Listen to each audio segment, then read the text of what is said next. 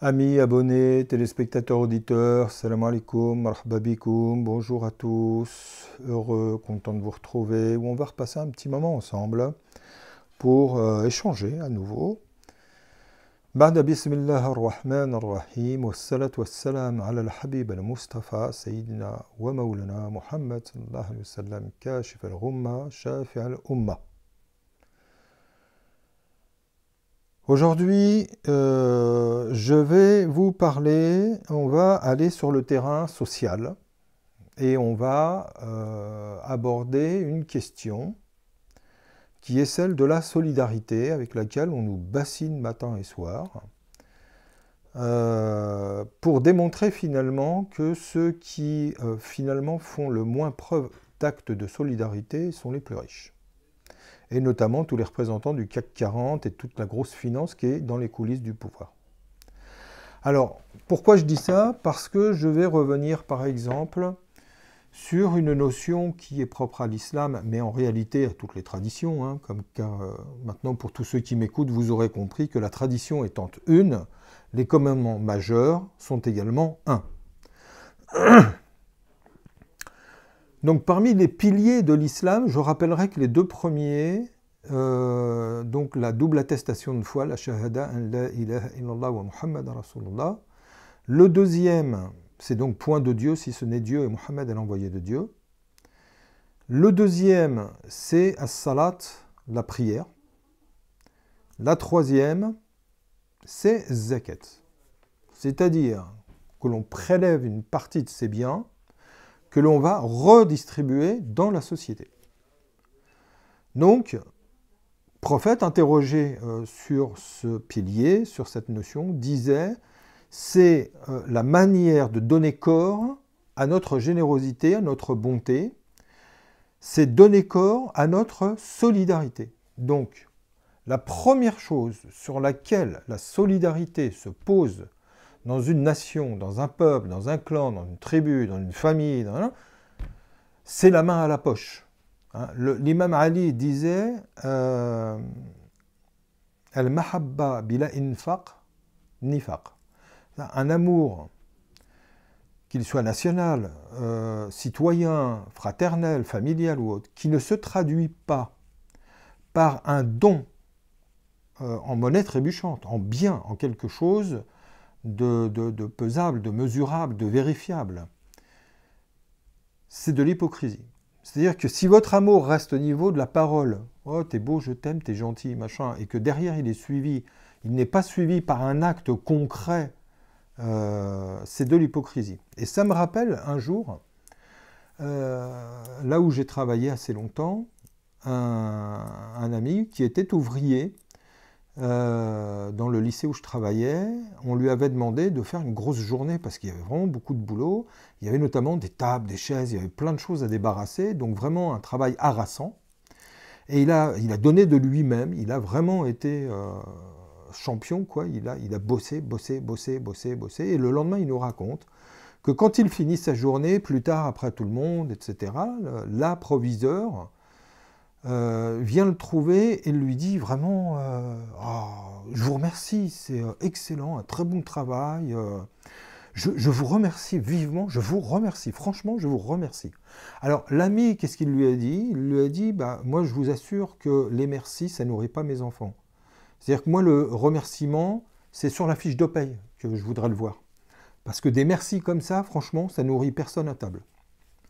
Donc ça c'est une très belle illustration de ce principe-là. Donc la notion de solidarité, revenons à cette notion-là. Quand on nous demande, à nous, les plus démunis, c'est-à-dire les plus bas salaires, et rappelons qu'en France, 80% des gens touchent moins de 2000 €. À chaque fois, on est dans des proportions complètement démesurées, où il n'y a vraiment qu'une petite portion de la population qui touche tout le paquet. Alors, ces gens-là, qu'est-ce qu'ils font? Eh bien, ils se couvrent derrière des voyous qui ont des titres de comptables et de tout ce que vous voulez, des cabinets d'affaires, des cabinets de tout, je ne sais pas quoi, pour utiliser le droit, c'est-à-dire la lettre de la loi, contre l'esprit de la loi. C'est-à-dire qu'on va vous donner les ficelles qui vous permettent de vous situer dans des territoires offshore, dans des paradis fiscaux, de façon à échapper à l'impôt. Mais en fait, vous échappez à quoi là? Vous êtes tout simplement en train d'échapper à un acte de solidarité. Or, qui fait ça? C'est pas le type qui gagne 1500 € par mois, il échappe à rien du tout, il gagne rien. Pour pouvoir procéder à de l'évasion fiscale, il faut ramasser de l'argent pour ça. Il faut avoir les moyens. Or, qui fait ça? Ben, ce sont tous nos grands amis qui, dans les coulisses, tiennent nos politiques par la mèche et les dirigent, leur donnent leurs discours, les font passer des lois, etc., etc., quoi. Tout le lobbying actuel qu'on connaît, hein, des grosses entreprises. Donc, quand ces gens sont situés, leurs sièges sont à l'étranger, profitent bien du marché français, mais n'y reversent pas un centime d'impôt. Ce sont en plus ces gens-là qui sont les propriétaires de la presse, hein, parce que là encore, il ne faut pas se leurrer, les vrais propriétaires de la presse nationale et des grands médias capables de véhiculer des messages, ce sont les mêmes. Hein. Pour acheter Le Monde, Libé et tout ce que vous voulez, il ne faut pas gagner 1500 € par mois. Hein. Or, ces gens-là, ce sont ceux qui justement stigmatisent les types au RSA, stigmatisent les sans-papiers, stigmatisent les types qui vont à la CAF, ils stigmatisent tout le monde. Hein. Mais en réalité, c'est eux qui sont en train de dépouiller la nation. La dette, c'est à eux qu'on la doit. C'est nous qui la devons et c'est à eux qu'on la doit. Réagissez. Réagissez. Il faut arrêter de se faire embobiner par des messages du style « oui, solidarité, etc. » Oui, c'est très gentil. Mais la solidarité, nous, c'est tous les jours. À tous les feux rouges, aujourd'hui, il y a des mendiants en France. Dans le RER, dans les métros, les transports en commun, mais tous les jours, on en voit tous les jours, tous les jours. Et ce n'est pas les Muliez, les Lagardère et le reste qui donnent à ces gens-là. Eux, non, ils détournent. Ils créent la dette, ils créent le trou, et derrière, ils sont en train de nous balancer des messages par leurs médias pour nous stigmatiser, nous culpabiliser, parce qu'on ne donne pas assez, il faut toujours plus, plus, plus, plus, plus. Non, non, c'est nous qui donnons le plus, ça je vous assure. Je vous assure, c'est nous qui donnons le plus. C'est eux qui donnent le moins et c'est eux qui nous font la leçon. La solidarité doit se traduire par des actes. Les premiers actes qu'il y a à faire respecter en France, c'est de faire payer l'impôt à tous les gens qui sont redevables. Tous, sans exception. Et ce jour-là, on pourra parler de solidarité. Et ce jour-là, le jour où on aura mis fin à l'évasion fiscale, vous verrez que, comme par enchantement, la dette française s'évanouira par le même coup. Donc, être solidaire, oui, mais pour tout le monde.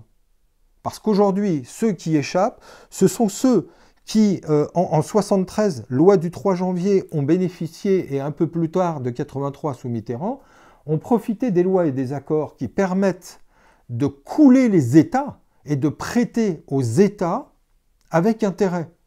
Et toute la dette, elle vient de là.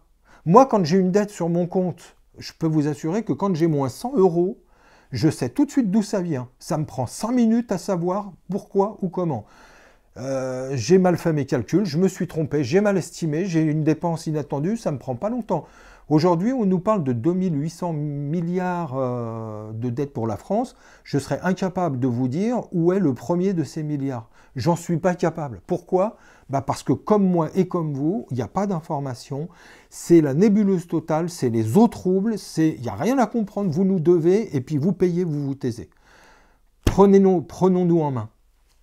Arrêtons de faire confiance à ces voyous et réclamons des choses qui sont utiles et des choses qui sont concrètes.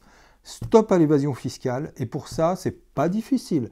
Il y a quelques cabinets qui sont bien connus en France qui permettent cette évasion, et il y a des lois à faire passer comme il y en a à faire sauter. Et tout ira bien. À très bientôt, mes chers amis solidaires. Abonnez-vous, rejoignez-nous, et continuons à l'ouvrir. Merci beaucoup. Salam alaikum.